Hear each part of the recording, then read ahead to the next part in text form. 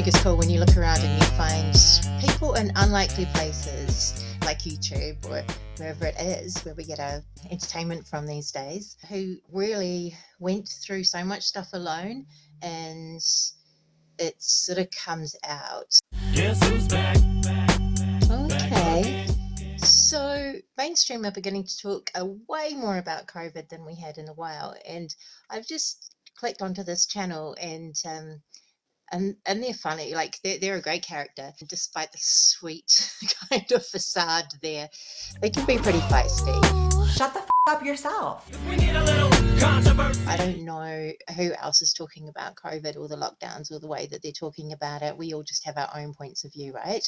And I like the fact that she's mentioning that both narratives are being looked at, whereas there was only a single one for a very long time. I just find it quite interesting that there's a mention now. We're even beginning to talk about the fact that things weren't talked about, right?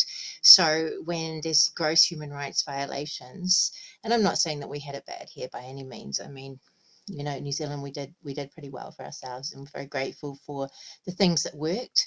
But if anyone still is believing that huge changes didn't come across during that time, as far as human rights went, and as far as some of these patents go and the things behind the scenes went, then I think you should really sort of stock up on some information now before the next one comes out.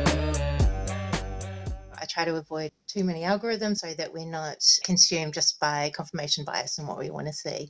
But yeah, interesting times. So keep an eye on it, keep your ears open with things going on, and let's try to get a little bit more information going on before the next one hits.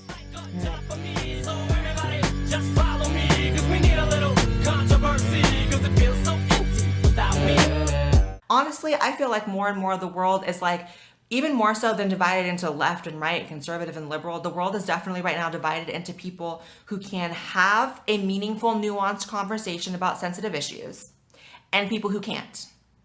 That's it.